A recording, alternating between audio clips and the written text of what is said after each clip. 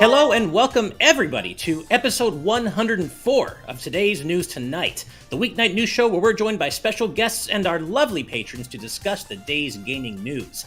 I'm your host, Ash Paulson, and I'm joined as always by my wonderful friends and GVG co-founders Steve Bowling and Derek Bittner, along with our very special guest today, PushDustIn, PR community manager of Q Games and co-creator of the Memory Card podcast and a longtime buddy of mine.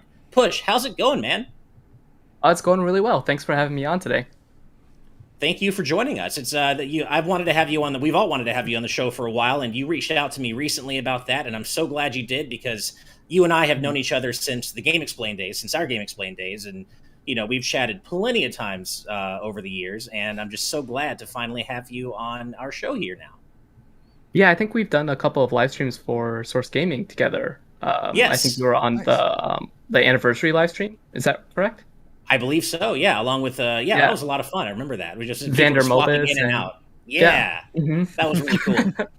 And this is actually very serendipitous because, as it turns out, and it wasn't planned this way, I promise, but as it turns out, you are obviously a huge Smash fan. We're all big Smash fans here, especially me. And Tekken's Kazuya Mishima just released last night at around 6 p.m. Pacific, and I figured before we head into the news, we should talk a little bit about that because, Steve, also, you had a really rough day at work yesterday. Yeah. You, unfortunately, couldn't make our Kazuya stream, and we haven't really been able to hear from you about how you feel about Kazuya either. So let's talk about that a bit before we head into the news. And Push, since you are our special guest, I'd love to get your kind of first impressions on Kazuya so far. So, unfortunately, I haven't had a lot of time to play with him. I've done all the spirit modes and the classic route, but maybe about like 40 minutes of playthrough, actually.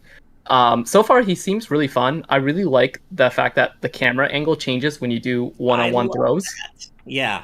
Such a great touch. And I love the fact that they have the Tekken announcer, doing his roll call for when he wins. Yeah. So I'm loving a lot of these special touches. His the way that he does the command inputs is quite different from the other fighters. So he still feels really unique, even though we've had plenty of other characters in the past from other fighting games. So yeah, I'm really excited for him being in Smash. Nice. Now, Steve, we talked very briefly about before we went live about Kazuya, and I think your impressions differ just slightly, right, about Kazuya? Kazuya sucks. Like, I do not like Kazuya even a little bit, and it's disappointing to me because of the Challengers Pack 2, or Fighters Pass 2. He was probably high on my hype list in terms of, and I feel like the theme with this is like the more excited I am for the character, the more disappointed I am by them when I get to play them. Like Sephiroth was like a level 11 hype moment for me, and I just don't like playing as him. You don't like at playing all. him, do you? I think that he is weirdly slow and I feel almost exactly the same about Kazuya. He feels like you're trudging through mud with him compared to other Smash characters. And I'm like, what? He's the 7th heaviest character in the game. Yeah, and you feel it Okay. in everything he does. I'm like, man, my Ryu would run circles around this man, and my Ryu is terrible. Like, really low first jump, which is very Tekken faithful, that very low first jump. And it always surprises me how much more air you get out of his second jump. Yeah, I mean, I am happy for folks that are enjoying him. I really am. But I look forward to just destroying a bunch of Kazuyas online because most characters can run circles around my guy. And I don't know. Sakurai, I have much more respect for his beam game after having used that beam move. I'm like, yeah, Sakurai was definitely showing some high level play with Kazuya that I didn't realize at the time because he died so quickly. I'm like, if the man that can play Smash with 2 controllers gets killed by the CPU, then maybe I should not be trying to play that character. And that is absolutely true. It's just Kazuya's not for me. And that's totally okay. He's not for a lot of people, but I went in expecting him to feel a certain way. And I think he is probably true to Tekken, but it says a lot about how slow Tekken is as a game. And you don't realize it because everyone is at the same speed, kind of. But they said they dramatically increased Kazuya's speed, and I was like, how slow was he before? Right. How long did it take him to walk across the stage?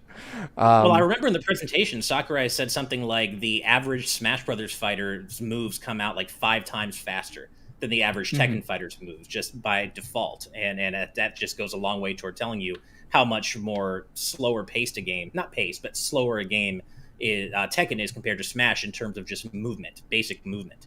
And that's not a bad thing. It's just a difference in between the two games. Yeah, and absolutely. So it is wild to think that he had to speed Kazuya up that much, and he still feels a bit sluggish. Yeah. Someone I think it was you, Narukami, asking in the patron chat what my favorite DLC characters are. Terry. I think Terry was really surprising. And Pyra and Mithra. Pyra and Mithra are among my favorite characters on the roster now. So I would say those are probably the best DLC picks for me.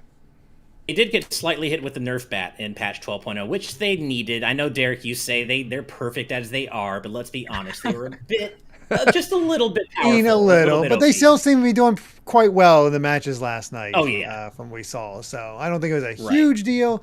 But I'm one of those, I basically where PushDustIn, is at, where I played through the classic mode, did a few matches here and there.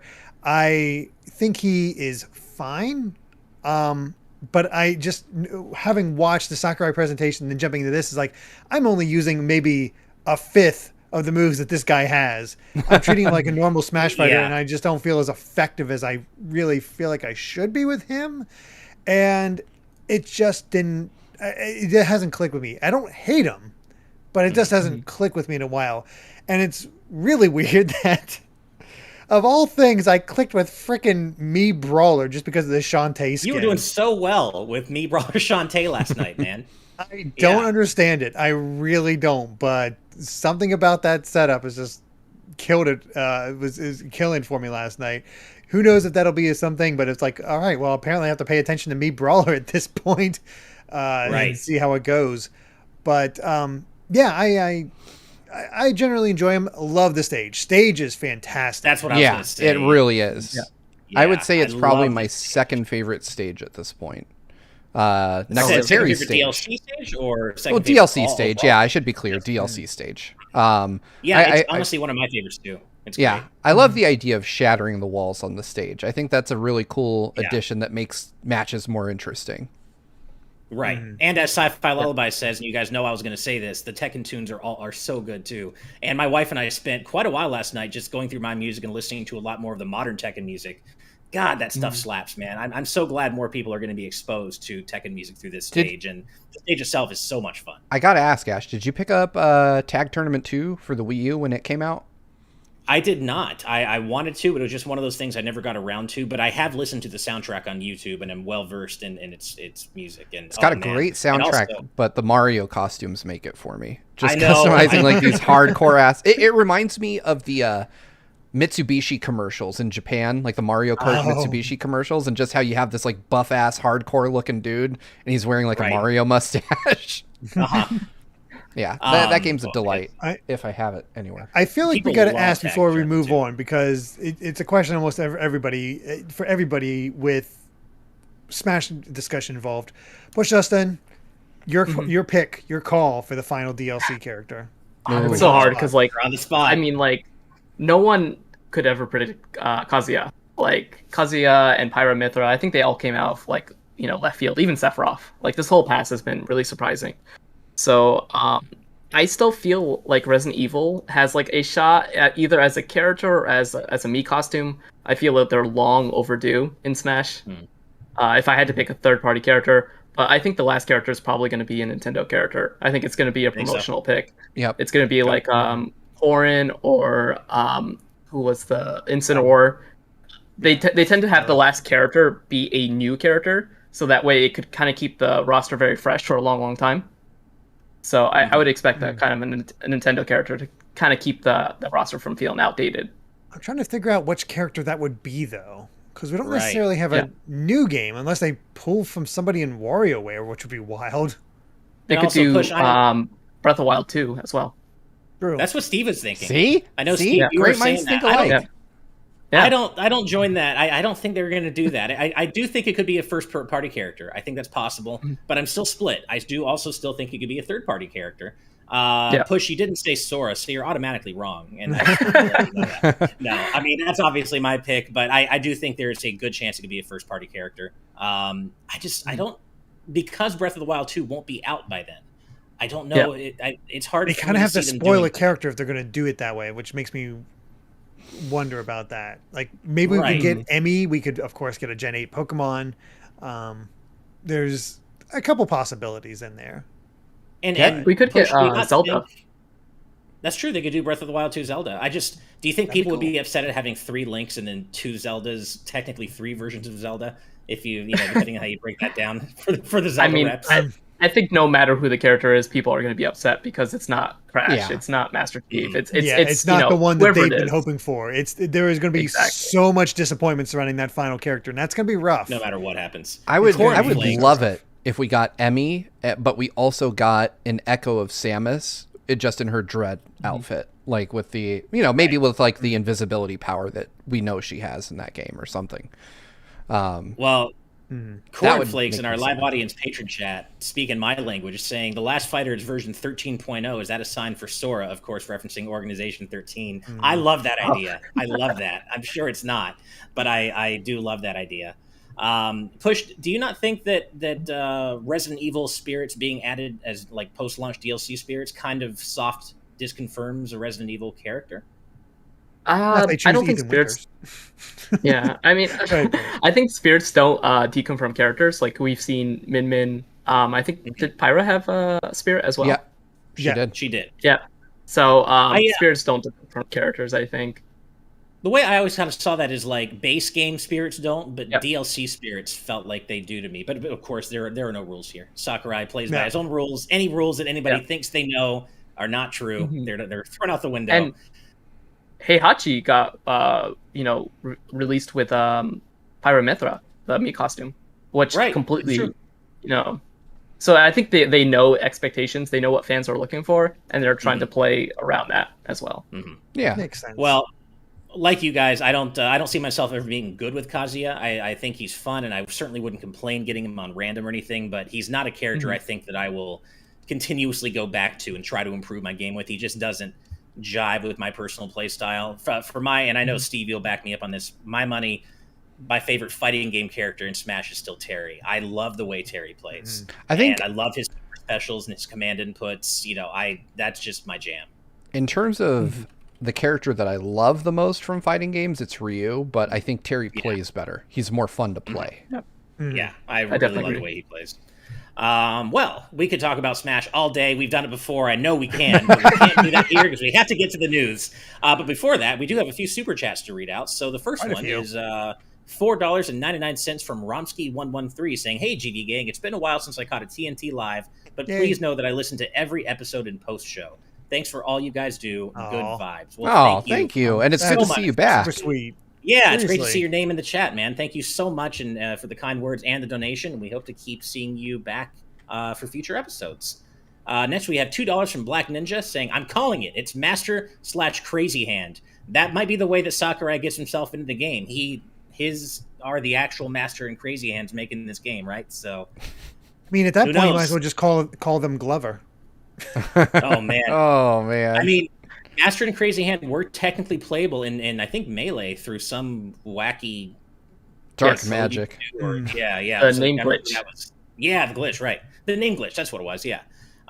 Thank you, Black Ninja. Next is $5 from Grantles saying, "I didn't think I would vibe with Kazuya, but I actually really like him and I want to learn him. He even made me buy Tekken 7. Well, nice. There you go. Smash just did its job the Smash effect. That's how it gets you interested in that character. Buy the most recent games or even old games, and boom, there you go.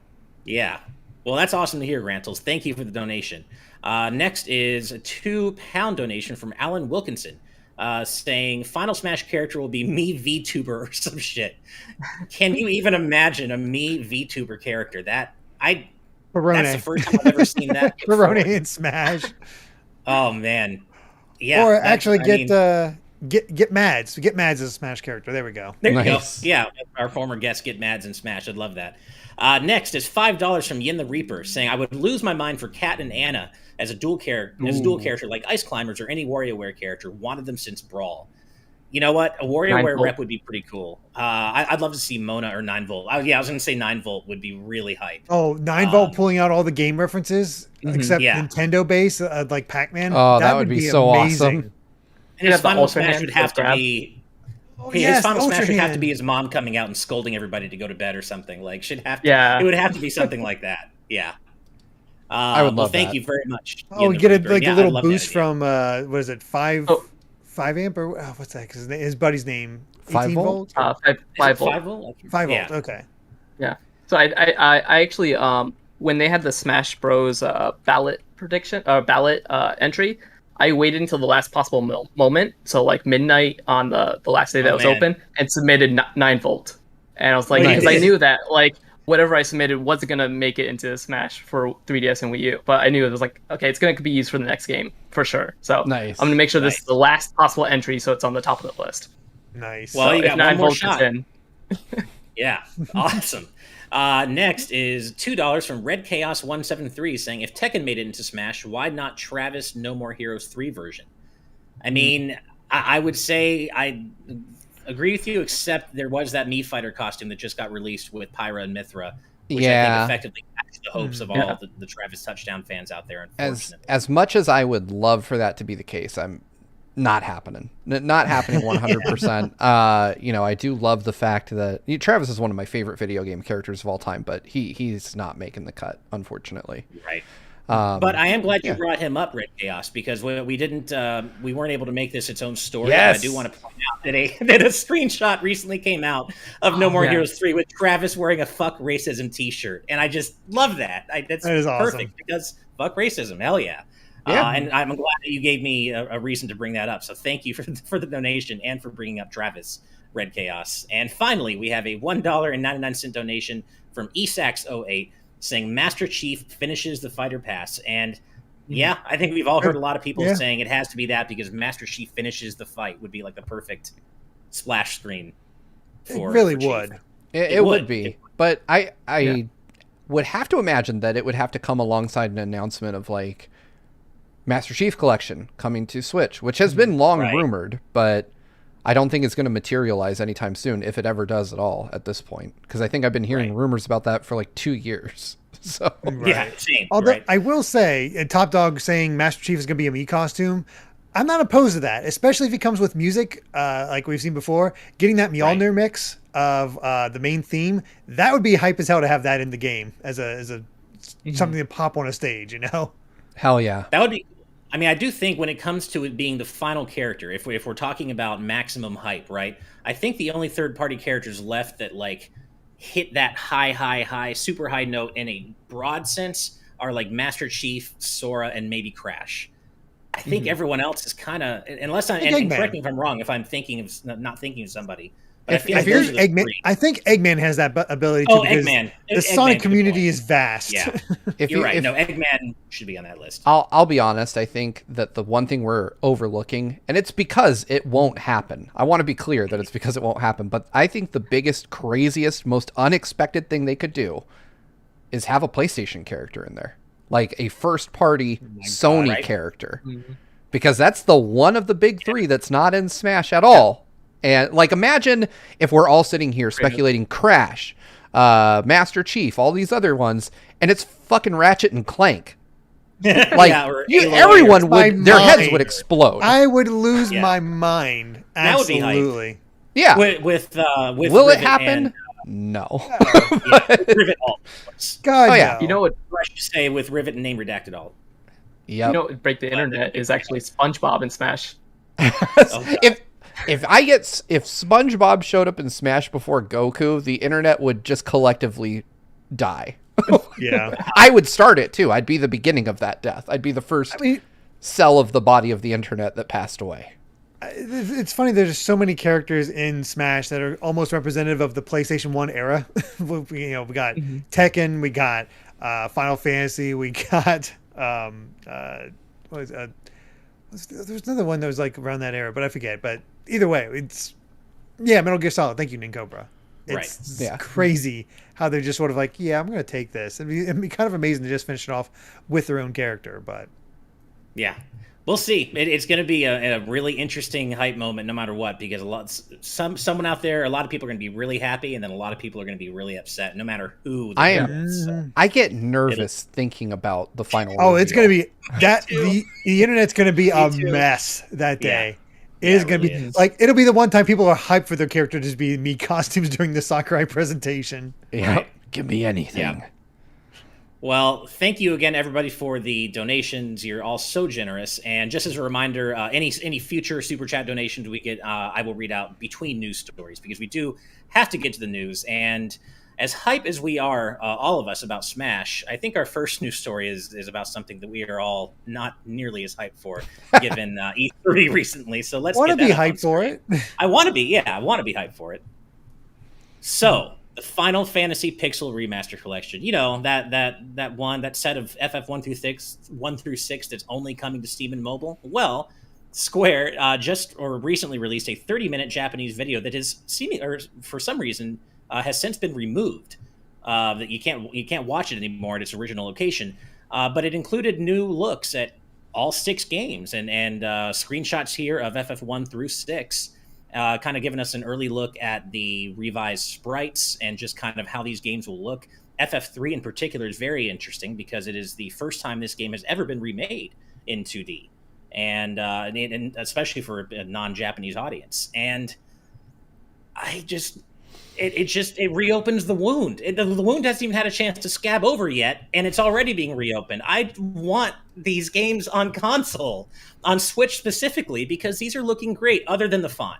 The font, I don't know what it is. The UI and the fonts are terrible. It doesn't even look good for mobile phones. I don't know what it is with Square Enix and Western fonts. It's an oddly narrow font. Like, it has major readability issues, even for, folks without any visual disabilities to speak of. I mean, right. I guess the advantage of it being released on Steam is we're going to get mods for that pretty quickly, I'm going to assume. Exactly. Yeah. One thing about the font, though, is that they might be using the half-width characters in Japanese for the English text, so that's why it might be narrow. Oh, I was thinking about that. If you've ever typed in Japanese on your computer and you don't turn off half width, everything looks very strange. So I would lay money that the game will not release with this font selection in the US. I could be wrong. I hope. I think it would be different. Let's hope. But there's a lot of space there that they can use. Yeah. I feel like they've used this font before, though, in some of their other mobile titles. I could be wrong. That's just offhand, but I feel like they have. I'm sorry. I looked at the YouTube chat and saw BJ Bovia. It's literally Arial Narrow. I use it in manga. Nice.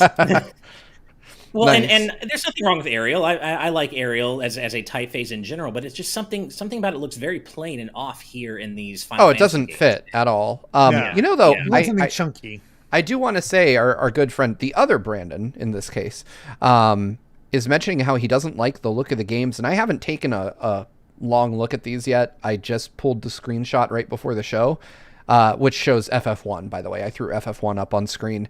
I don't like what I saw. I didn't think it looked particularly good. I mean, I'm hopeful that 6, because that's the one I'm most interested in, that it looks better than what I saw for 1. If you click through 6, I think obviously I've not played 6, but it was pointed out that when Terra, Biggs, and Wedge are overlooking on the cliff face overlooking Narsh, you can actually see the village of Narsh below, which I think is actually really cool. Like the houses are way more pronounced, like from the canyon view down into Narsh. I like that. And while I do think Terra's hair is a little bit too bright, she still looks way better than she did in the previous mobile version, which, I mean, everybody in those games looked really bad. But generally, I'm liking what everything's looking like, particularly 4, 5, and 6. 1, 2, and 3, I agree, Steve. I'm not quite as into the look of them, but at least based on these screenshots so far. Yeah, maybe that's it. But I'm liking the monster sprites. I think that the monster sprites and the battle backgrounds, I think, look great across the board. Oh, wow. I'm looking at the original sprites from the mobile game for comparison's sake, and you are not kidding. You are not kidding. It is terrible. A dramatic improvement. Yeah. The original mobile version sprites looked absolutely just like ass. So bad. Don't know what they were thinking. It had that weird mobile remake problem of like smearing everything in like baby oil. It's just like everything looks greasy and rounded, and not at all like pixelated games should look. The mobile version of Mega Man X had that problem too. Which, hey, Mega Man X Mobile is going to come up later in the show too, in a different context. But yeah, these are much more faithful, I think, to the original versions than the previous mobile versions were. And again, it just comes. I know I keep coming back to this, but why isn't this on Switch? God. Well, maybe it's a price issue, because I'm sure you guys have seen that, right? Oh yes. Yeah. So I was going to mention that, and you can buy them as a set. The Square Enix tax is alive and well, and our good friend and previous TNT guest, Kat Bailey, tweeted about this. You can buy them all as a set for $75, which on sale too. That's on sale, yeah, at the discount. That's so Square. That is so very Square of them to do. And on the one hand, playing devil's advocate as someone who has not played any of these games. Like, I mean, I've played 6 for like a couple hours, but none of the others, 1 through 5, never. I think I own 4 on DS and never touched it. I think I also own it on Steam and also never touched it, because that's just who I am and what I do. But, yeah. I mean, you're talking about hundreds of hours of gameplay for $75. True. I mean, if you look at it just as like time, how much gameplay time you're getting out of those dollars, it is really hard to argue that it's not worth the amount of time you're going to get out of these. But that being said, I mean, you are talking about remakes of 30-year-old games in some cases, and that is hard to justify. It is hard to swallow paying like modern AAA price for these games bundled together. Right. Mm-hmm. I think it's harder to justify that for mobile. I think on Steam you could start to make the argument that, like what you just said, Steve, you are getting hundreds of hours of gameplay. These are all classics. These are across the board. Well, maybe not 2, but they're classics, and you're getting hundreds of hours of gameplay. And on Steam, maybe you can make that argument. But God, on mobile, no way. I don't want to spend $75 to play these on mobile. And to be clear, I'm not saying on mobile it's like the games are somehow worse or inferior. Although I wouldn't want to play them that way. They're still the same games, but the ecosystem is way different on mobile. Like, if you price a game at $1.99, people are like, that's way too expensive. Yeah, exactly. Like, if most people only play free stuff on their phones. And to tell people like, hey, for this, this is averaging out at what, $12.50, $13 a game. That is very steep for the mobile economy. And I wonder how that will I wonder how that'll play out for them. I think the right move for console would be to just bundle them all together and charge $40. I can see that doing fairly well. Probably. I could see them doing, if they bundle all 6, $60 they can get away with. Yeah, I think it would be $60 if they bundle them. According to Gematsu, they're all individually priced at $11.99 each, but they are currently available at a 20% discount for $9.59. So that's how much they are individually. And on top of that, 1, 2, and 3 all come out on July 28th. So less than a month from now. Not waiting too long. And I imagine 4, 5, and 6 probably won't be too far behind that if they've already got the first 3 games done. So if you're looking forward to these on Steam, you don't have to wait too long for at least the first 3 games. And here's hoping that they do something with these on consoles, because I want to check them out. I like, they may not look as good as the original versions in some cases, like on NES and SNES, but they do look really good, I think, in general, especially 4, 5, and 6. And here's hoping. I'm looking forward to hearing more about the content they have. If allegedly they're restoring the content that was in like the definitive versions of these games, right? So like some extra dungeons and stuff. That's what I feel like I remember hearing. Maybe not. Maybe I could have just made that up. Don't quote me on that. I think there was maybe more information about that, but I think there's like a sound test, because they're doing. I think they have some optional remixes in there with a sound test, and Uematsu overled the remixes themselves. So there is effort being put into these. And I think, honestly, it'd be better if they treated it the way Dragon Quest is priced on mobile, where you can get Dragon Quest 1 for like $5. It's ridiculously cheap, and it just gradually increases in price as you get to the others. And I feel like they could have done that model where, honestly, 1, 2, and 3, $5 to $7 each, and then you get to the $10, $12 range for 4, 5, 6. Because 2's not great, 1 is dated but still fun, 3 is dated but still fun, and good luck with the Crystal Tower. You're gonna die. Oh, I hope it has quality of life updates for stuff like One that. would hope for any like save anywhere. Yeah, exactly. I really hope so. But yeah, I mean, we could of course go around and belabor it's not on the Switch point forever, but everyone knows everyone wants it on consoles. Hopefully that happens. But yeah, we'll probably see updated looks at these games at 4, 5, and 6 as their eventual release date draws nearer. But before we move on, we do have one more super chat from Skull Kid Tiger with a $5 donation saying, Kazuya stream yesterday, 56 minutes and 30 seconds. Ash admits Sonic 06 is good after a Sonic thrashing. I'm gonna take issue with that. I remember you telling me that I have to admit Sonic 06 is good after you won with Sonic, and me saying, yeah, it's still not so great. If I'm wrong, the internet's here. You can tell me if I did admit that, then fair enough. But I don't remember that. So somebody on YouTube or the internet will check, I'm sure. Keep you honest. Yeah, exactly. So, but either way, that was a great match, Skull Kid Tiger, and that was a good thrashing for sure. And thank you so much for the donation. And let's go ahead and move on to our next news story then, which has to do with a big old Phil Spencer interview about the future of Xbox. So, IGN, in honor of, I think, episode 500 of their podcast, had a big interview with Phil Spencer where they learned just kind of odds and ends about the next several months of Xbox and kind of where Phil's head is at with the Xbox console roadmap. And I'm just going to kind of go down in the headers here for the IGN article. The first major point is that their efforts with Xbox Series X and S are being informed by the challenges they faced in the Xbox One era, which that's a good thing because the Xbox One, it was weird how on top of the world they seemed to be with the Xbox 360. And then the Xbox One came and then the whole borrowing games from friends and DRM thing just absolutely tanked their efforts with the Xbox One out of the gate. And that was pretty rough. Moving on, this is kind of more businessy stuff, but they're saying that engagement is the key metric of success for Xbox. The quote from Phil is, the number one metric that we can look at to see if our business is actually growing is, are people playing more on the platform?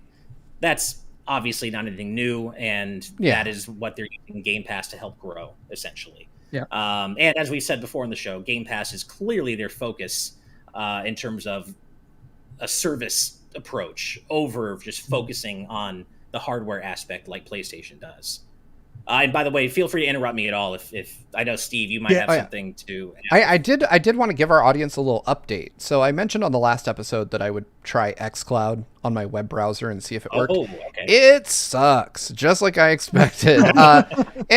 Honestly, I am of the belief that it's not Microsoft's fault. I think they're doing the best they can with it because I have never played a game streaming service through an iOS web browser that does not introduce like an unacceptable amount of controller lag. And that's just, I think it's just how Safari on iPhones is written. So yeah, if you were thinking of playing xCloud on your iPhone or iPad, maybe just don't.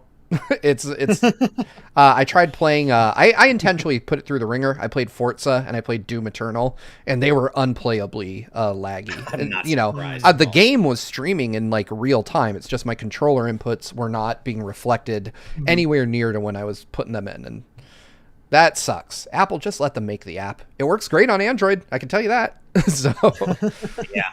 Go for I'm not surprised. I kind of figured as cool as the feature sounded on paper, I kind of had a feeling that in practice it wouldn't be a great way to experience games. Yeah, well, the worst part is, Apple does allow you to use the Xbox app to remotely play an Xbox in your home on your iPhone, and that works beautifully. Works 100%. But it's like having a xCloud on the Switch, essentially. Little device, you can put it in your pocket. So if you're, in a different room from your Xbox, but you want to play for some reason, you're being lazy, or in my case, and I will totally cop to the fact that I do this, I will sit in the goddamn bathtub and like just stew in hot water and play games on my phone with an Xbox That controller. sounds wonderful. It is wonderful. It really is.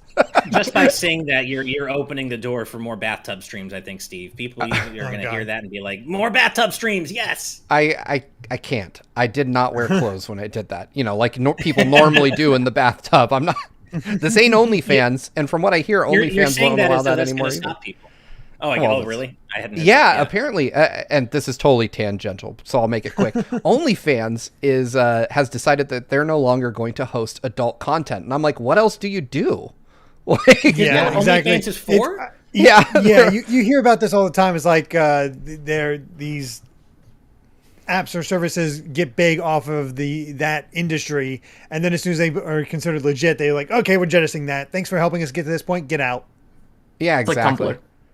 That is, What's even the exactly. point of OnlyFans without Tumblr adult almost solely existed for porn, and then they were like, "Oh, we're not doing that," and then they're like, "Oh man, that was a bad move. We shouldn't have done that." No one uses Tumblr anymore. Yeah, no one uses Tumblr, so no one's going to use OnlyFans because they're essentially trying to turn OnlyFans into Patreon too. I hate to tell you, but we're not moving GVG to OnlyFans anytime soon. Yeah, a bad move or a bath move?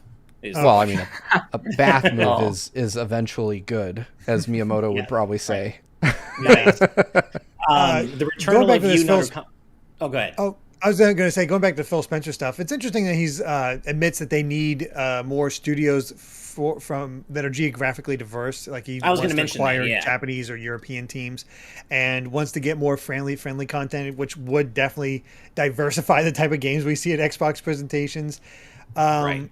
And I find it odd that he kind of hangs the future of more female protagonists on Xbox on Joanna Dark. Like, just do it, man. Just do it. Yeah. Just put them out there. I mean, so there's a weird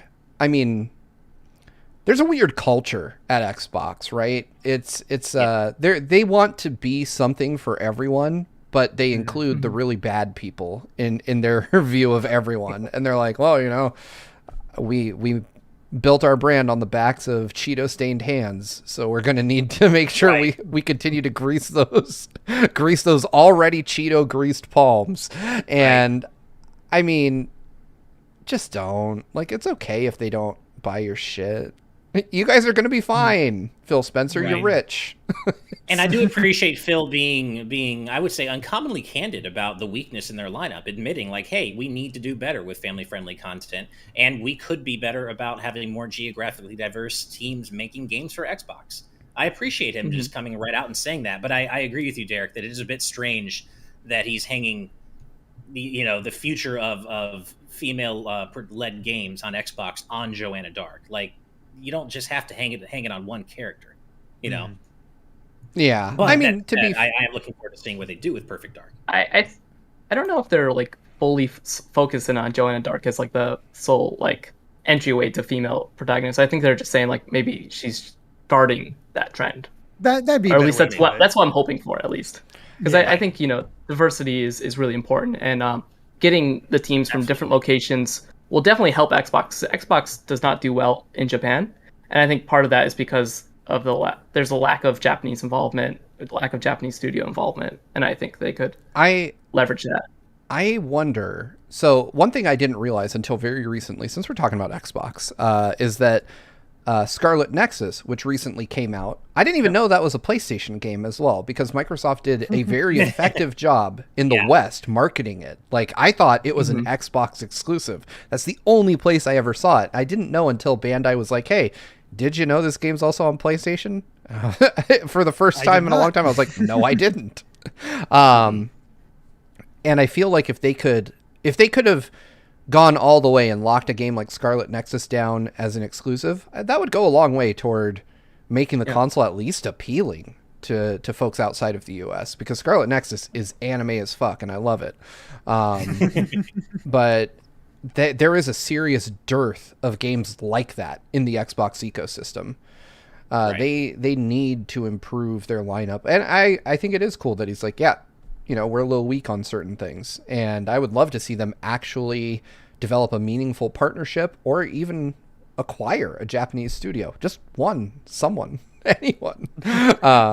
Maybe. It's going to be rough because they've tried that before. Remember, Tales of Vesperia was Xbox exclusive, and it stayed that way, at least in the States. But then they used that opportunity, that Xbox money, to make it a definitive version of the PlayStation 3 in Japan. So it's a little odd in that case. The last thing I do want to mention of this interview highlights that I think is worth pointing out is like there won't be an Xbox Series X Pro anytime soon. Thank God. I hate these iterations. Just leave it at that. You know, it is funny. I found that to be kind of a non-statement in a weird way because they didn't release the Series S the Series S, the One S, until 3 years into the Xbox One's life cycle. They were actually fairly restrained in releasing that, you know, but then we got like the One X the year after, and then we got the announcement of the Series X the year after that. So they did kind of go nuts for a little bit. But I would expect this early in the console life cycle for any CEO to be like, yeah, of course, we're not, you know, like we're not doing that. Yeah. We're totally doing that. Yeah. But I expect we have a solid 2.5 years until we start seeing revisions. But the thing that I found interesting is, one, he hinted at the fact that their opportunity for an Xbox Series revision may be further into the lower end of the market, which I think would be really interesting. Making like current gen, because these are still really expensive machines. I mean, the Series S is still $300. You know, if they could release one for $150 or even, you know, $200 or even $150, that could make amazing. You know, it targets 1080p people with older televisions that don't need 4K or even 1440p. It could be really interesting, you know, to get more folks on board. But you know, or he may even be hinting at the streaming stick that he's talked about in the past, just an xCloud streaming stick that you plug into your TV. I think those would all be really cool opportunities to get folks into the Xbox ecosystem and get them playing games. Because I don't know where we go from here. You know, like this is with the PS4, you know, I think we all knew like, oh, hey, 4K is on the horizon in a couple years. You know, there was kind of a visible to the layperson upgrade path where the next console should go. And I'm sitting here thinking like 4K is still a pretty new thing. And people are talking about 8K, but even at the highest end gear you could buy for a computer, there's no way you're pushing games at 8K at all. There's no movies, there's no shows, and I bet in 2 years it won't be much better. So it'll be interesting to see like what the hell do you upgrade? How do you make these consoles like what's the move other than more storage, which please. Games are huge now. I mean, I think like all hardware makers are always working on new hardware. I think like, you know, the fact that there's new hardware is not surprising because they need to continually make new hardware and continue to innovate. But I think the revision that we'll see is probably a silent revision where they'll probably make use parts that are cheaper or find a way to make it more effective and stuff like that. It's happened a couple of times, like I think with the Wii. Yep. I think this is going to be very reminiscent of the PS2 and or PS3 and Xbox 360 generation, where it's like the revisions don't do anything really new, but they're like, hey, it's smaller and quieter and looks better, which is fine. Right. All right. You know, I mean, make them smaller. I know a lot of people already like a smaller PS5 because that thing is a monster. Yeah. And I love the design, but it is massive, that thing. Also, FatMat589 in our YouTube chat reminds us that Xbox also has Hellblade 2, and that is a female protagonist-led game with Senua. So that's cool. Thank you for that reminder. Daigo in our YouTube chat says, and here's the Xbox hate segment. I don't know where that comes from. I don't know if you saw our E3 coverage. Forza 5 pushed me to get an Xbox Series X, so no Xbox hate here, man. And I think this discussion has been primarily positive. Trust me, Sony does a lot of dumb crap. I border on being an Xbox fanboy to some folks. So I have been playing my Xbox more than anything else because of PSO2. So yeah, I definitely will call out any manufacturer or any platform holder on stuff I think is dumb or bad. But no, I love my Xbox. I play it. It's probably my most played console out of the big three right now. Which that'll change, but it always does, you know. Yeah, that depends on what's out. But the one other thing I want to mention about this, and I think fans will absolutely agree with Microsoft on this, is that the next thing Xbox wants to announce for Halo Infinite is a release date.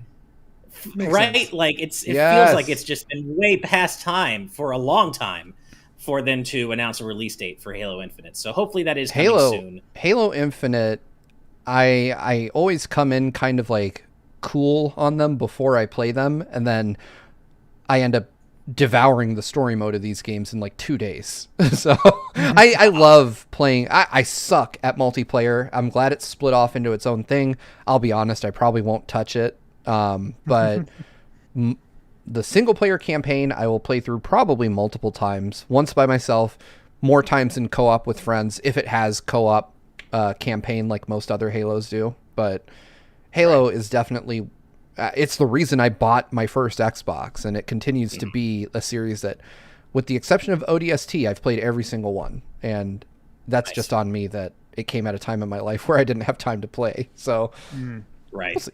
Cool. Yeah. All right. Well, before we move on to our next news story, we do have another super chat to read out from BlazeStar25 with $10. Thank you so much, saying, I realized this last night, but out of the 10 DLC fighters, 5 are from JRPGs and 3 are from fighting games. I still love everything we've gotten from Smash, but I wish there was more character variety. They definitely have been leaning heavily on the JRPG characters for Smash DLC characters. And as a dyed-in-the-wool JRPG fan, I'm fine with that personally, but I do hear you on the diverse front in terms of getting characters from different genres of games. You make a good point. And thank you, BlazeStar25, for your generous donation. And so yeah, it's very likely we'll be getting a Halo Infinite release date pretty soon. But the subject of this next news story probably isn't going to be getting a release date for a long time, if this rumor is true. So let's get that up on screen. So, Grand Theft Auto 6, there is a rumor making the rounds from a known leaker named Tom Henderson, who is known as a source for Call of Duty and Battlefield 2042 leaks. That GTA 6 is going to be set in a modern-day Vice City, but might not launch until 2025, which, to be fair, given the scope of Grand Theft Auto games, does track, but that's a long way out. And there are a few more interesting details here.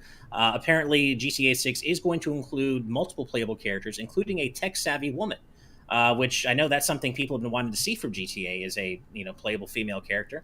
Hopefully that's true. I think that would be great.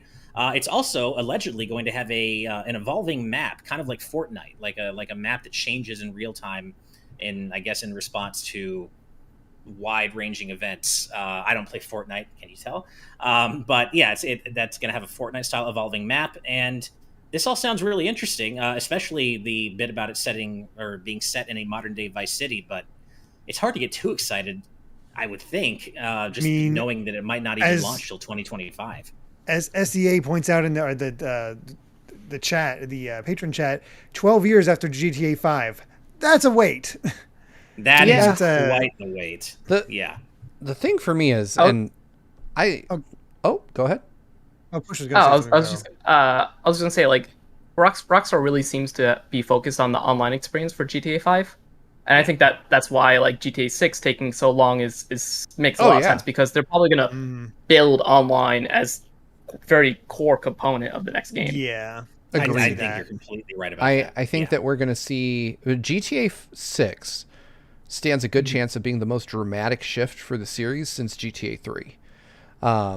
Rockstar, GTA 5, and I think we talked about this a couple years ago back in the GX days, was still, like, in the sales charts in the top 10 years on from its release. And it's because GTA Online is a gigantic moneymaker for Rockstar, like a ridiculous just cash printing machine. Like you could easily make, I don't even know who the equivalent of Iwata would be for Rockstar, but you could have him just holding a GTA case with dollar bills popping out of it. Right. So, it makes sense. I wouldn't put a ton of stock into any rumor about a game that's supposed to not release for 4 years, because, as we all know, game development... Exactly. Like, this person could very well have reliable, verifiable information on GTA 6, but 4 years out, that probably came in the form of a pitch doc at best. And... they may go in thinking like, yeah, we're going to build all this stuff, and then realize a couple years in, like, whoa, we were way too ambitious. We got to cut this down to make a product we can sell. We don't want to be cyberpunk.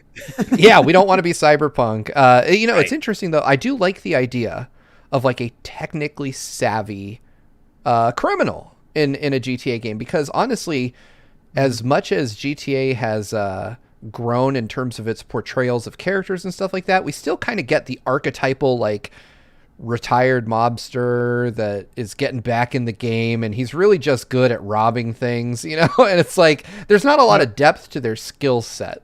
So it would be cool to have. We got black gang members, and we got crazy people. Yeah. Those are our typical protagonists. Yeah, Right. exactly. And all three are covered in GTA 5, so there you go. Yeah. One thing I really like. Oh, go ahead. Oh, go ahead, Steve. I was just going to say there's nothing really wrong with any of those archetypes for a game like GTA.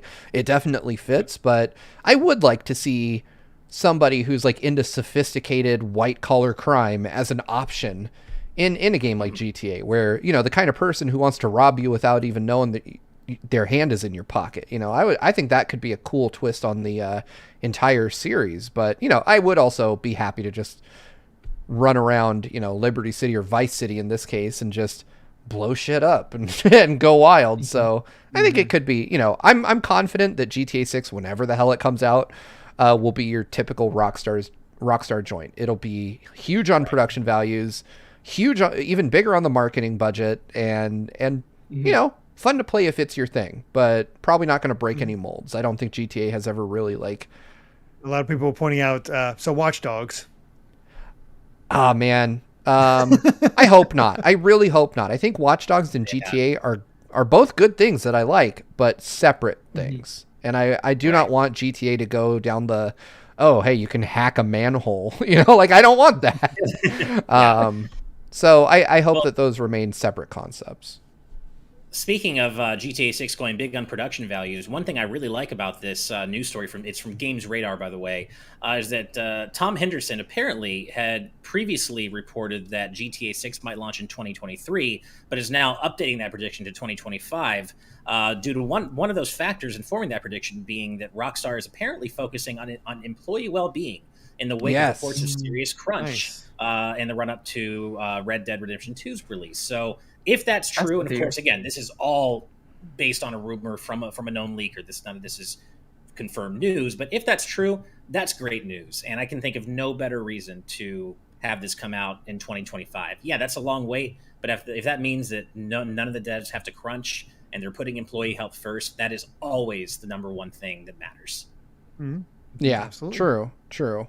I want to point out just one of my favorite, because it mimics one of my favorite ads, but Frequent Positron in our patron chat says you wouldn't download a car, to which I always say, hell yes, I would. Absolutely. But I do remember the old anti-piracy ad. DLC for that. Yeah, that's true. Speaking of our patron chat. Oh, no, please, go ahead. I was just going to talk Speaking of our patron chat, I didn't mention this earlier, but the Returnal of Yu Narukami, and I love that name change, it's great, said that when Mega Man X9 gets announced, I need to do a bathtub stream. And I will say it right now. I will confirm it. You can write it down. Quote me. If and when X9 gets announced, I will do another bathtub stream. Nice. It's going to happen. It's going to happen. That's the least of what I'm going to do to celebrate that game. The least of it. Oh, God. if and when that happens. But yes, you can put it in the books. I'm going to do that. But yeah, so we'll see what happens. But GTA 6, you know, I'm not a GTA fan personally myself, but I absolutely have a lot of respect for what the series does so well that really no other series does. And just pure open world mayhem. The writing is often very strong. So it may not be my thing, but I get why people are so hyped for GTA 6. And I really like the idea of a female playable character. And correct me if I'm wrong, but I can't think of a lot of games that have explored a female character in a criminal underworld context. Like, I not feel like outside of character creators, because like Saints Row you can play creators. Yeah. I mean, like bespoke characters, of course, but yeah. So we'll see what happens with it, but we're gonna be waiting a while because it's 2021, so 4 more years if this rumor turns out to be true. So we'll see. Before we move COVID impacted a lot of games development. Of course. That's another thing to point out is like a lot of games had to restart development, or even moving from work from home that delayed games by a year, at least. Right. Right. Cool. Well, before we move on, we have another super chat from Daigo for $5. Thank you so much, saying, thanks for explaining. Sorry I came off rude. Keep up the great work and Mega Man Legends Collection, please. Oh. Well, I certainly am right there with you on the latter half of that. Mega Man Legends Collection, hell yeah. I'm sorry to say I'm not quite sure what you're referring to in the former half. He's referring to the Xbox hate comment. Oh, got it. It's all good. You didn't come off rude at all. I was just having a bit of fun, man. Don't even worry about it. Thank you for saying that, but I was just having a bit of fun. You didn't come off rude at all. It's all good. And thank you so much for your donation again, Daigo. Yeah. All right. Well, we've been talking about a lot of rumors and a lot of hearsay and stuff, but let's Returnal to some confirmed news that is pretty exciting. Oh, wow. Well done. I've been waiting on that one. I've been thinking about it the whole time we were talking about Nice. GTA 6. So, Housemarque, Returnal and Super Stardust HD developer Housemarque is the latest developer to join the PlayStation Studios family. And I think I speak for all of us when I say, hell yeah, man. It makes sense. It tracks. Housemarque is a talented developer. Returnal is great. Not every part of it is my cup of tea, but I really think it's a great game. And Super Stardust HD, man, it's been a while since I played it, but I played it a lot back at the PS4's launch. And this is great, man. They're really talented folks. Yeah. I've played quite a bit of Returnal. Still can't beat it. I still suck at it. Same. It is. I've not played it yet. It is a really good game, and it makes good use of the PS5. I'm excited about this announcement, one, because Housemarque has consistently made great games on PlayStation hardware, but the other part is that the CEO of Housemarque was fairly candid about the fact that if Returnal didn't do great, he wasn't sure if the studio could weather that. If, the future of the studio was kind of bet on Returnal. And to see that Sony, was like, damn, good job. Here's presumably millions upon millions of dollars. Makes me happy. Knowing that they'll continue to make games, whether it's on, exclusively on PlayStation, I don't really mind. The thing I found interesting was that apparently this is just the second acquisition by Sony in a decade. I did not realize that they were so reserved about snapping up other studios. Didn't they just do a recent one? Insomniac was the most recent one. So those two are the only acquisitions in the last 10 years. Well, it's about to be 3. Well, it might be 3, which is I didn't want to lead with this because I wanted to give Housemarque their proper props, I guess, just because, it's really cool that they specifically are joining the PlayStation family. But I think in general, more people might be excited by the the mistake that PlayStation Japan seems to have made when they uploaded the wrong image with their first tweet about Housemarque's acquisition, saying, instead of showing Housemarque's logo, it's Bluepoint Games' logo, saying, welcome to the family. So if that is indeed their next acquisition, that seems to be coming up a lot sooner than their previous acquisition did. And who knows when they'll announce it, but it seems as though PlayStation are on the verge of acquiring Bluepoint Games as well, which I know a lot of people are going to be really happy about if that does happen, myself included. Bluepoint, of course, if you're not aware, they made Uncharted the Nathan Drake Collection. They made the PS4 remake of Shadow of the Colossus, Gravity Rush Remastered, Titanfall.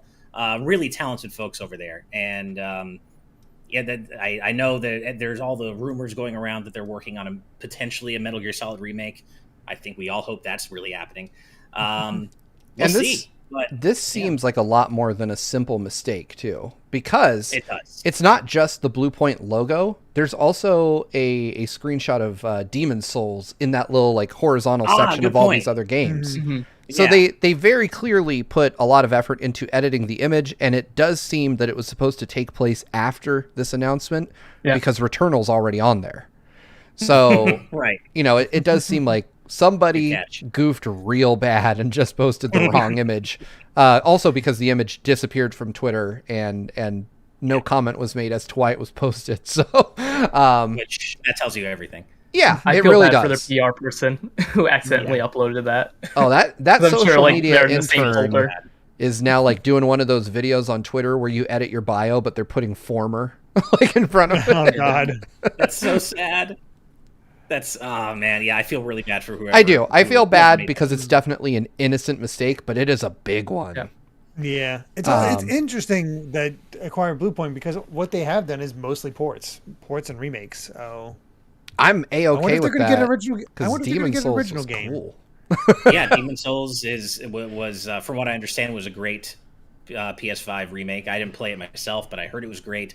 And I did play Shadow of the Colossus and compared it to the original, which I also played, and they did a bang-up job on that. Bluepoint does great work, and I really do hope the rumors of them working on a Metal Gear Solid 1 remake are true. And as the Returnal of Nutter Kami also says in our live audience patron chat, if they are true, bring back David Hayter. I don't want one without the other. If you're going to remake MGS1, you got to bring back David Hayter. Straight up. You got to. Yeah, I don't, none of this... what's the 24 guy's name? Kiefer Sutherland. That guy. Yeah. I'm sure he's a nice guy. But he's not Snake, man. He's not my Snake. Not Snake. Hashtag not my snake. Yeah, hashtag not my snake. So yeah, but congrats to Housemarque and eventual congrats to Bluepoint since that definitely seems to be happening. So yeah, good times all around for the PlayStation family of developers. Let's see. I need to check our super chats. Do we have any more before we move on? Yes, we have one. Let's see here. One more. Okay, I'm reloading it right now. David Gilliton. $5 from my good buddy David. Yeah. David, thanks for hanging out with us, man. And former TNT guest and future TNT guest as well. I'm sure we'll have him back on the show. Saying, PlayStation playing catch up with Xbox. This feels like two behemoths Voltroning up. I missed the Housemarque that made Resogun. Resogun was a great game. Yeah. When I met my wife and I told her I was really into gaming, she's like, I gotta show you my favorite game. And it was Resogun. And I was like, cool. Good. We have something in common. This is a fantastic game. And she is way better at Resogun than me. She's clearly put in the work on that one. I'm not sure if one has to, if it has to be either or, though, does it, David? Like, can it be the Housemarque that made Returnal is still the same Housemarque that also made Resogun? I don't know if it has to be one or the other, does it?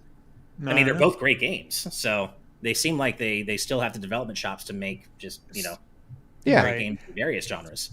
But thank you, David, for the donation. Oh, go ahead, Derek. Absolutely. Well, definitely thank you. But I feel like I would bring this up before we move on because both chats are going wild. Our mods are going wild. This Summoning Files is getting a sequel, which is notable because I have not played that, but I've heard it's really good.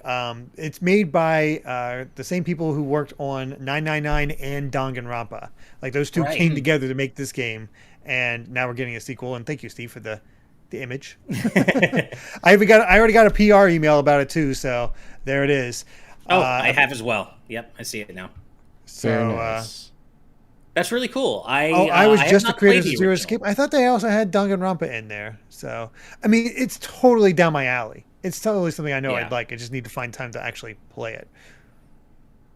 Cool. Yeah, I haven't played the first game myself, but I mean, just based on how excited everyone is in both our chats, clearly this is something to be hype about. Yeah, and I've not played them, but I can tell you as somebody who, again, is lured in easily by good character design. I like what I saw in the tweet, so I'll be looking at the trailer.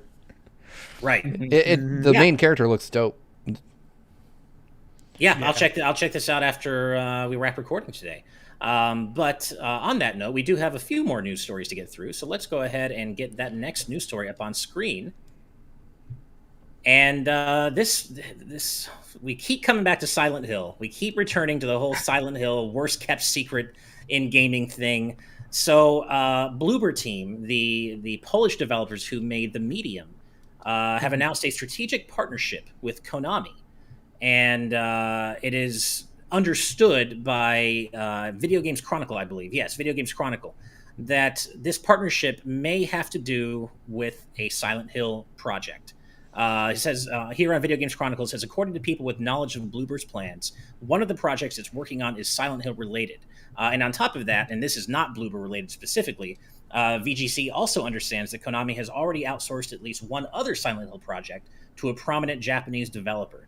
So it's just like, again, this is the worst kept secret. There seems to be something going on with Silent Hill that they're not ready to talk about it yet, but it feels like it's on the cusp of being announced. But it's felt that way for months now, and it's driving me crazy. Just give me Silent Hill. I do not want a Bloober Team Silent Hill. I'm sorry. Yeah, I've heard that from a lot of people. Right? I played the Medium, and it was devoid of joy. Like I don't know how, like, mechanically it wasn't like a terrible game, but it was very clearly trying to have a very Silent Hill vibe to it, and it missed the mark incredibly hard. Like, it just was not. I mean, you guys know me. I am a coward. I do not like scary games. I played through the Medium without breaking a sweat. Like, it did not bother me even a little. Wow. Okay. So I was seeing a conversation between friends in another Discord today talking about this and why somebody was wondering like why are people so against Bloober Team handling Silent Hill, and they provided a Twitter thread of what the medium's story is all about and the very poor implications that they have involving characters with mental issues.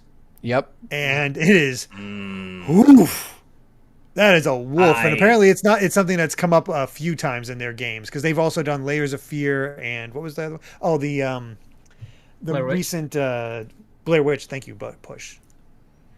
So yeah, oof. I was not aware of that. That's a shame. Mean, and taking that aside, assuming that someone else writes the story for them, the games just aren't like the games that I've played from them do not evoke that same sense of fear that Silent Hill is so well known for. And I mean, they definitely try. It just feels like they're copying those games and not quite emulating them properly. So I'm worried about them getting to do the real deal and coming up with similarly disappointing results.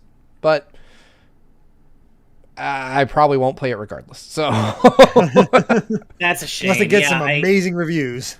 Yeah, because I know you. I watched your review, of course, of the Medium, Steve, and I know you were not a fan. And so, yes, I mean, of course, I do need to temper my hype a little bit. As much as I want to see Silent Hill return, I do want to see it return in the right way. Silent Hill, as we all know, or as any fans know, have gone through the suffering of being paired with developers who didn't get it, and that's what resulted in Silent Hill Downpour, for example. Arguably, Silent Hill Homecoming, Silent Hill Book of Memories. These are all games that, in my mind, did not capture Silent Hill at all in the way that I would want it to be captured. And so the more exciting part of the story, I guess, for me, is the one that doesn't have to do with Bloober, which is Video Game Chronicle, hearing that Konami has already outsourced at least one other. Yeah. Mm-hmm. So hopefully whoever they did outsource it to get Silent Hill, because 1, 2, and 3 are still among the very best survival horror games of all time, in my opinion. 2 and 3 particularly.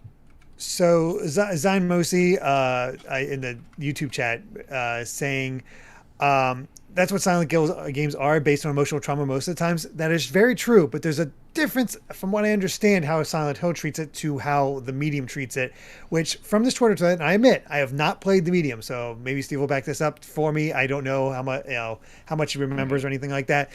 But from what it sounds like, it's like their solution to you have mental issues, you need to be put down.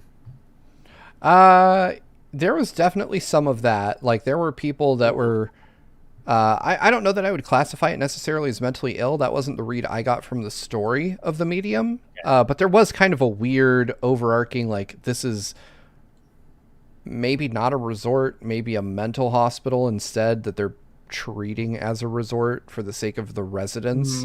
And people were disappearing and being killed. But the whole story, like I will just come out and say it. I don't like to talk too ill of games, especially from small teams. The story is convoluted as hell and really difficult to follow, even when you're playing it contemporaneously and taking notes. Like it was just a mess. I remember being like, there were twists and they would happen and they felt like they came out of nowhere. Like there was no, most of the storytelling within the Medium is environmental and not good. Like there are things that happen that you're like, what is the significance of this to the overarching plot of the game? Like what does this teach me about my goals or my character's motivations or anything? And I found that thread. Nice. I put it both in the live audience and the YouTube chat. So if you want to read, get more of it, because it's a big thread for me to sum up. But there it is. If you're interested. But it's a little like rough. Like I can see it working for Silent Hill, but I also think the ultimate conclusion to it is way off the mark from my understanding of Silent Hill. I don't know. Yeah, it definitely, as somebody who has watched every Silent Hill game, did not give me even a shred of Silent Hill vibes. It felt like an imitator and not a particularly good one. Mm-hmm.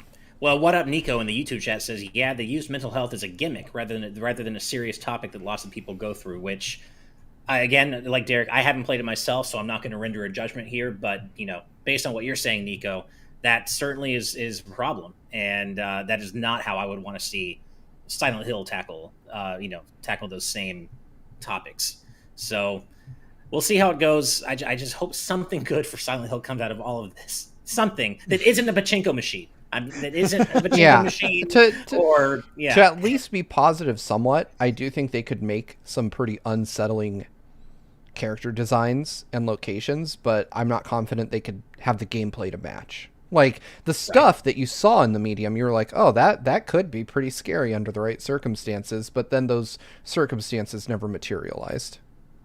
Right.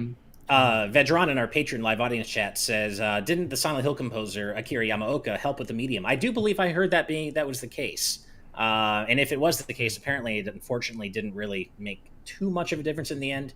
But I did. You can have great music, but a bad game. So right, exactly. Well, like I said, I haven't played the medium, so I'm not going to render a judgment on how they did or did not handle mental health in that game. But let's go ahead and move on to our next news story, which is about a company handling before something. That, though, we did get two donations. Two more. Damn it! I just refreshed it, and I thought I was good. It was pretty recent. Yeah, like in the last 5 seconds. Yeah. Okay. So first one is from John, Polish Impossible to Say for $20. Wow, thank you very much. Yeah. Saying, PSA, having issues with eShop purchases still? Someone may have stole your user login and made your Switch a secondary to theirs. Happened to me on the 15th, just found out. The weird OS update push may be due to a Nintendo data breach. Yikes, I'm sorry that happened, John. That is interesting. One comment I'll make to you, John, and hopefully it helps you. Turn on two-factor authentication for your Nintendo account, because that way, even if someone gets your password, they also have to have access to your phone.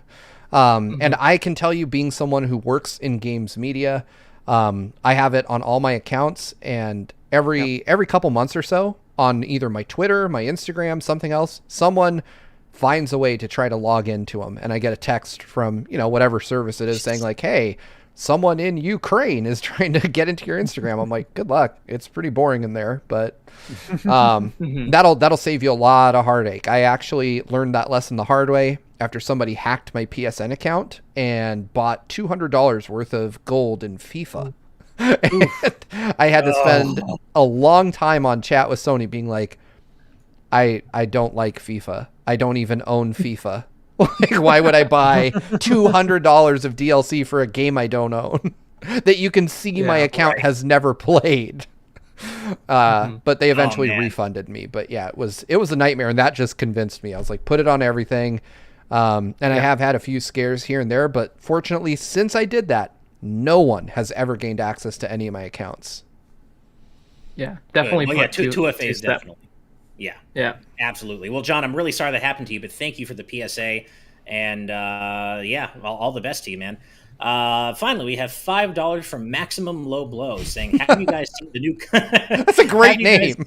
It is a great name. I love that name. Have you guys seen the new Contra trailer? Apologies if you already talked about it. So, no, I haven't seen it, and no, we haven't talked about it. So I've actually been checking it out now, and it's a new Contra game. It's for mobile. No. It's called Contra Returns. I will post the trailer here in the chat for anybody who wants to see it. It's something. It actually reminds me a lot of something we're going to be talking about a little bit later in the show, oddly enough. So it's Contra for mobile. It's pre-registration starts today, Android and iOS. It looks better than Rogue Core, which that bar is so low it might as well be underground, but it's not really what I want to see from Contra. I'd be curious to hear what our resident Mega Man and Contra superfan 112 has to say about this, because I know they're also almost as big a Contra fan as they are Mega Man fan. But yeah, it looks okay, I guess. But thank you for the donation, all the same, and for letting us know that this exists. I had not heard about this. So thank you very much. And all right, well, cool. Let's go ahead and move on to our next news story, which is just good vibes all around and an objectively good way of a company handling something very important. So Nintendo just released their new corporate social responsibility report, and this comes from our friend Stealth, by the way, on Twitter.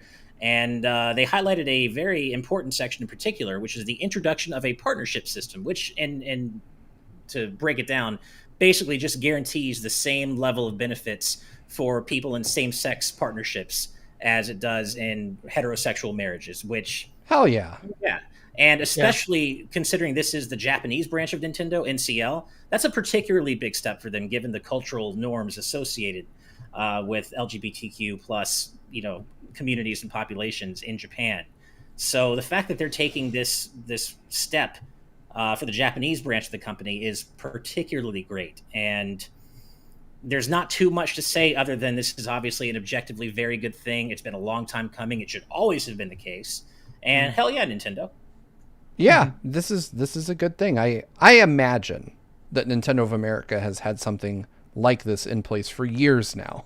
But, right. We talked about with Utada on the last episode, Japan is not really the most progressive country in certain ways, and they're making progress. And I love to see something like this because for Japan, this is a way bigger step than we here in the States think it is, right?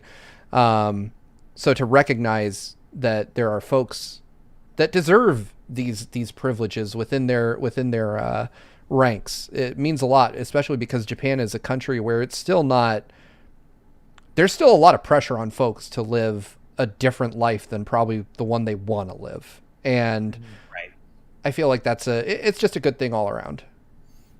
Yeah. Japan. I was going to say, I agree with Jet said. I'm curious to hear Push's perspective on this one. Yeah, in Japan, there's still a lot of work to be done with LGBTQ identity and stuff like that. Like just I think 2 weeks ago, the Supreme Court of Japan ruled that women cannot keep their last name when they get married, for example. So there's still a lot of gender issues and stuff like that are happening in Japan. That's the main issue is that Japan has this weird birth certificate system where it's not tied to your individually, it's tied to your family. It's a family registry, not a individual birth certificate. And so that has created a lot of problems. So when my wife, for example, I'm not Japanese, obviously. And when my wife and we got married, she's also not Japanese. She was allowed to keep her last name. But if we were Japanese, we wouldn't be able to do that. She straight up would not be allowed. That's absurd. Yeah, and it was just so the Supreme Court and like the Diet. It's run by old Japanese men, so there's still a lot of ways to make progress in that. But Japan has been has been better with transgender rights, I think, than a lot of Western countries. But there's still a lot of race discrimination against that community, and so there's still a lot of work to be done. Right. Well, speaking of discrimination, this bit about the partnership system also goes on to describe that they are revising their internal regulations regarding harassment to clearly prohibit discriminatory comments based on sexual orientation or gender identity, as well as disclosing someone's privately held sexual orientation against their will. Again, which is great. I love Nintendo. It's, again, long time coming. It should have happened before now, but again, cultural norms, there is that to consider. But I just love that they're taking these steps now. And they also say they notified their employees about the issue of gender diversity with a message from their president on the company intranet as a means of raising awareness. In this message, the president called for renewed understanding that even speech and actions which are not intended to harm can cause significant emotional pain, asking for understanding and support for creating an environment in which everyone can work comfortably. And this makes me want to go work at Nintendo Japan right now, even though I don't know Japanese. This is awesome.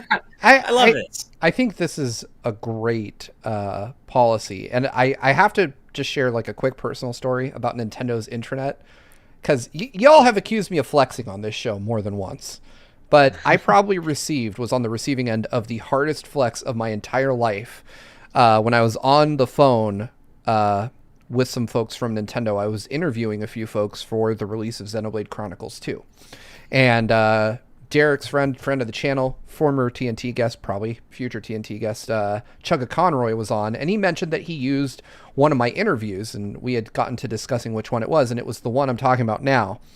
And the reason that interview is significant was because I got Nintendo to confirm the name of a character in Xenoblade that to that point had never officially been named. So that was like the big takeaway from the interview for Xenoblade fans. And I won't go into it because it's spoilery, but they were talking to me, and this has happened to me 2 separate times. They're like, oh yeah, we have some art with the name on it in our intranet.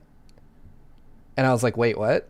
I was like, your company intranet is just full of Nintendo secrets that like visual references and stuff like that you've never shown anyone. And I begged them to like send me just one image for my interview. I was like, just send me the one. You already confirmed the name of the character. Just send it to me. And they're like, nah. we're never going to let you see this. They did the same thing to me for Bowser's Inside Story. They had shown me, they had told me, they described what they were looking at to me. They're like, oh yeah, we have some old concept art where we use claymation. We were thinking of doing claymation. We still have the stuff on the intranet. I was like, just send me those pictures, damn you. So it's a treasure trove. And I just imagine like Nintendo employees living this blessed life of being able to know every single concept that they ever went through before they made a game. And we're out here like scrounging for screenshots from old magazines. I love it. I'll always remember when I before the lockdowns happened, I was flying all around, and I had a meeting in San Francisco for Pokemon Mystery Dungeon on Switch. And I was just I was talking to the I went to their offices there. I ended up talking to the lady that worked the front desk, handling all that stuff, and I had to wait a little bit, but I got to talk to him. And she's not into video games at all, but she was telling me how much she loves working from Nintendo. She understands nothing, but apparently great benefits package, great vacation package, just the best place she's ever worked, and she's like never wants to leave. So I'm like, I'm jealous. It's like, nice. Yeah, the treehouse is a really great place. To be clear to Michael E. in our YouTube chat, Nintendo does not have a private internet. They have a private intranet, which is like an in-office network where you can just store stuff. So, I mean, it's very common. Yeah, it's extremely common in large companies.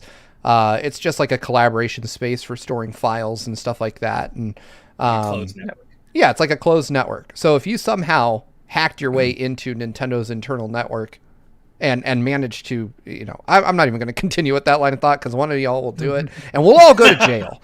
Right. But yeah, companies very commonly have their own internal network where they can share and collaborate on stuff. Most companies have something like that. For Smash for 3DS and Wii U, there was a intra wiki that they used actually. So Sakurai actually made wiki pages for the development team to reference. Mm-hmm. Nice.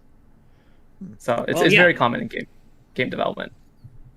Well, this is all to say to bring it back to Nintendo's partnership system and everything they're doing to really become more progressive in Japan. Good on them. I don't want to speak for people who have been waiting too long for things that should already have been the case to be the case.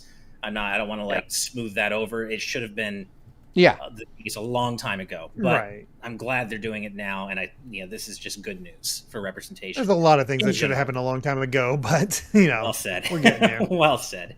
All right. Well, before we move on to the next story, we have another super chat from Tommy Dionoth's Archives for $5 Canadian. Thank you so much. Saying Sothis is looking at the recently released Dante Mii costume in Smash and is laughing her butt off like the monster she is. And Derek, I have not played Fire Emblem Three Houses, so I'm going to let Derek explain the context for this. I'm not even fully sure of that one. I've only played through one of them, but apparently she's just, I guess she can be a bit of a troll. I don't know. Oh, Sothis is a troll for sure. Yeah. Yeah. Okay. I love that character. I forgot you play Three Houses too, Steve. My bad. I forgot.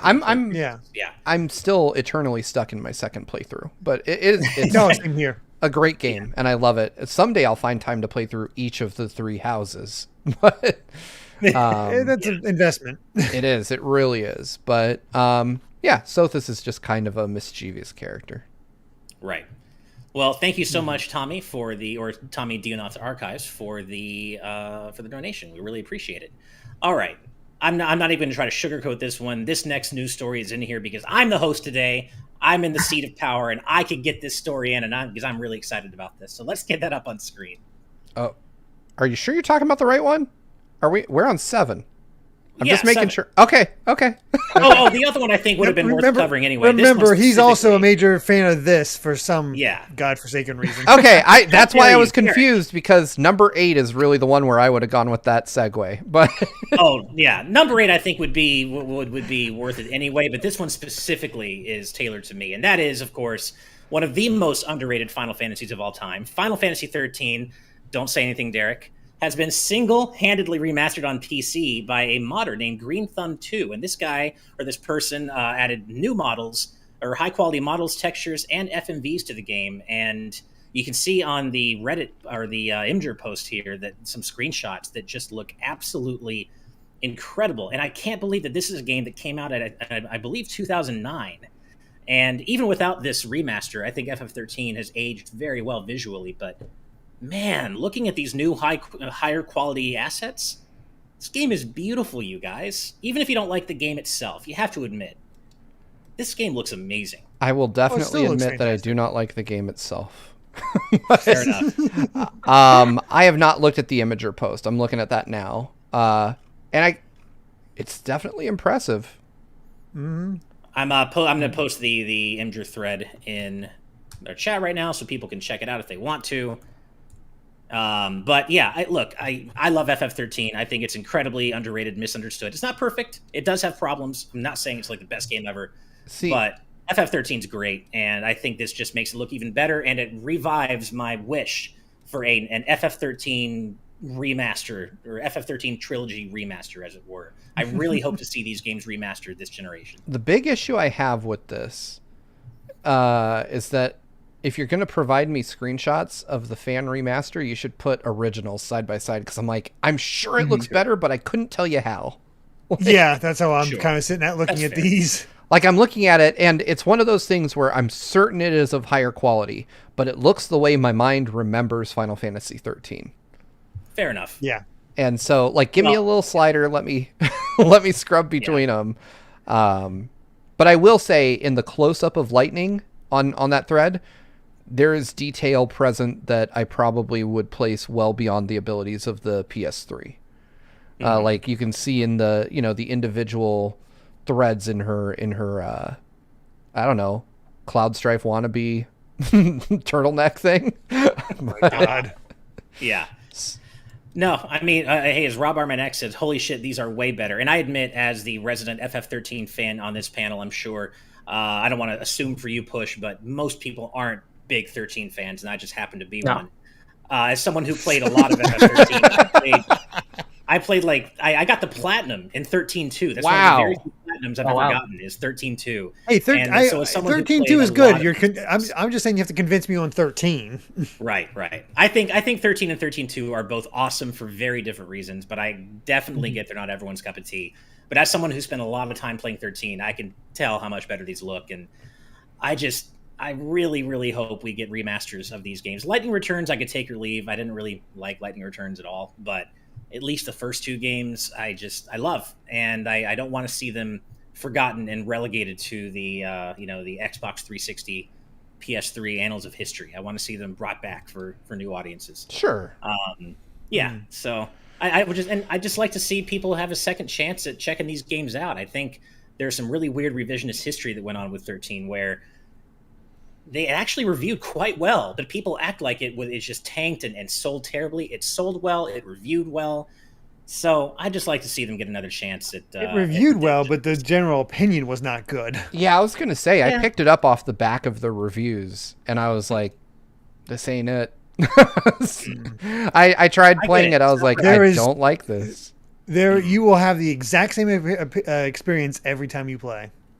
Yep. I get it. It's not for everybody, and I'm not going to tell people who hate it that they're wrong, but I do think there is a great game there for people like me who enjoyed it. I just don't think it's across the board. No, but I will say separately of this, and I wish they presented the mod in a different way so that I could tell the differences, because it's a game I'm not overly familiar with, and, like I said, looking at them without context, it is a little hard to spot the differences. But I mean, it's still a remarkable effort to do that for any game, to take a game and completely overhaul its visuals is no mean feat. Not anybody can do that. So I applaud them for doing it. You know, like whether I like the game or not, it's a cool thing that they did to bring this game up to a more modern standard. And this is all one person who did this, one modder. That's really an incredible effort there. So just really cool. If you have access to FF13 on PC and you're one of the chosen few who can see the virtues of the game like I am. Kidding, of course. If you love the game like I do and you have access to it on PC, check it out. Might be worth it for you. But with that said, well, we do have one more news story to get to. But first, we have another super chat, which provides me. Oh, please go ahead. I have to send this maybe in the green room, but I found the mod online, and they have a model comparison of the base and the high quality. And there we go. And the screenshot they use is the armpit. What? I mean, all right. Oh yeah. Okay, sure. Yeah. So. Okay. Well, there you go. It's such a weird screenshot for them to use. Why is that? Now I understand why this person spent so much time remastering. It is a very specific reason that makes me feel uncomfortable.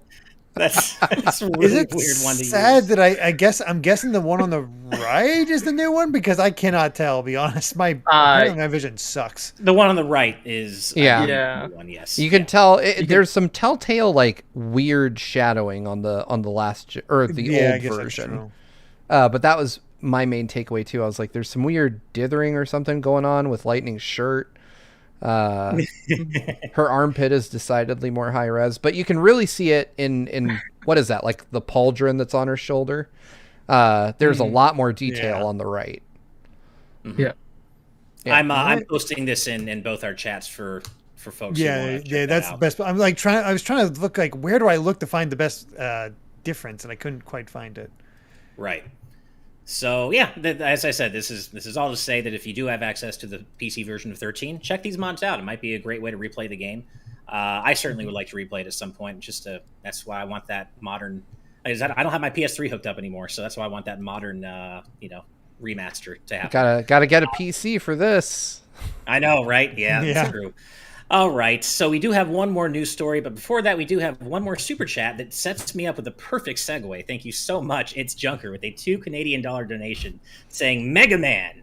Hell yeah, man. Super fighting robot Mega Man. And so, yes, this last story is also something that appeals specifically to me, although I do think it has a general, wide enough appeal over FF13 that we hopefully would have reported on anyway, Derek and Steve. I trust you both to have been here. I wasn't the host.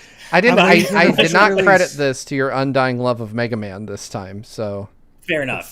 All right, well, let's get that up on screen. And this has been a long time coming. So, Rockman X Dive, the Mega Man X mobile game, launched way back in March of 2020, and ever since then, it's a Capcom Taiwan game, so it's a bit different in general in terms of its release process, I guess.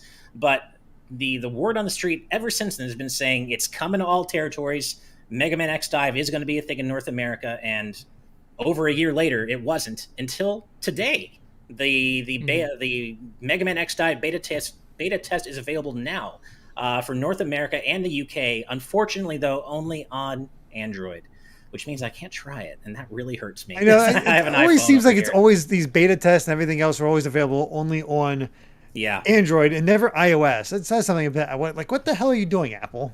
Apple makes it extremely difficult to let people beta test. It costs the developers a not insignificant amount of money per 100 users, I think. It's something ridiculous. Like I've beta tested a handful of iOS apps, but it's always from like huge companies that can afford it, like Google, Microsoft, Nintendo.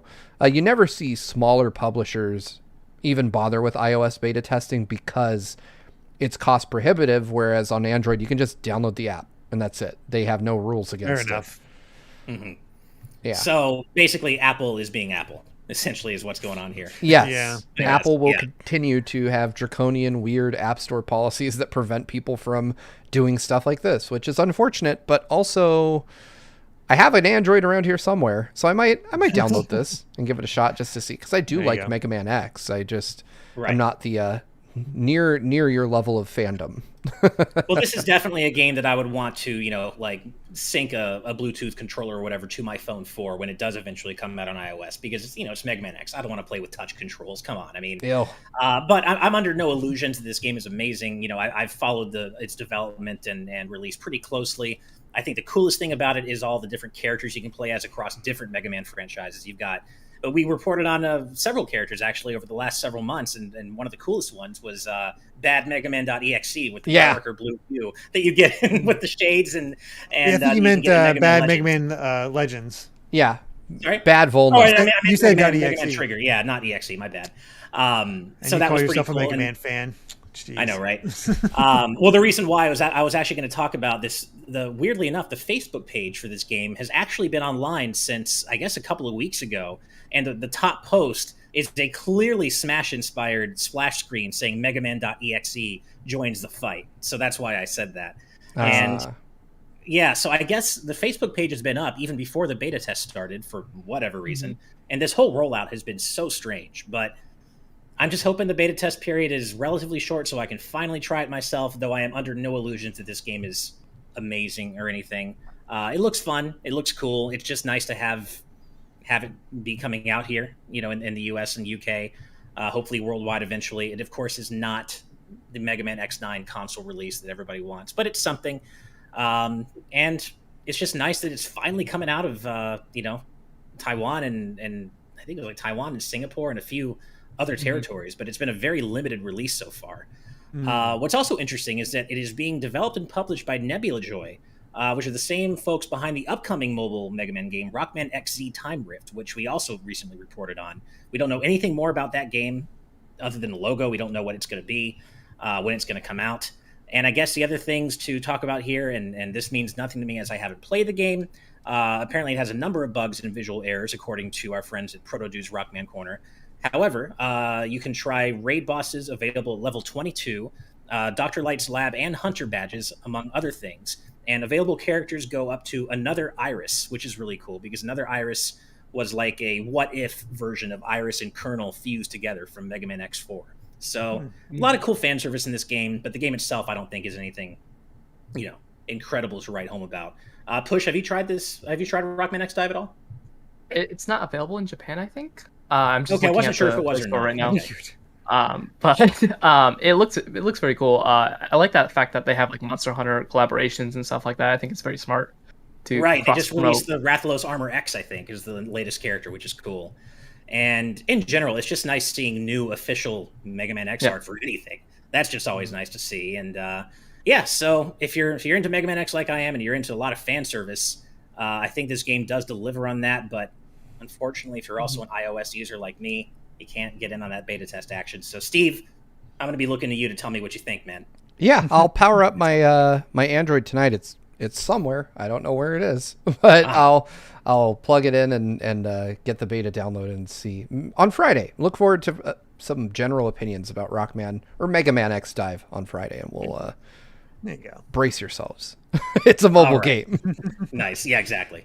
We have our final super chat of the day with Rob Arman X choosing violence once again with a $5 donation saying, first no keyboard and now no Android. Step it up, Ash. This goes back to a long-running gag where people act like I don't have a keyboard when I do. Because he doesn't. Not an external one. I have an internal keyboard in my laptop that I love and use. I'm happy with. Thank you. He has a 4K webcam that he can't put anywhere because he refuses to sit at a monitor like an adult.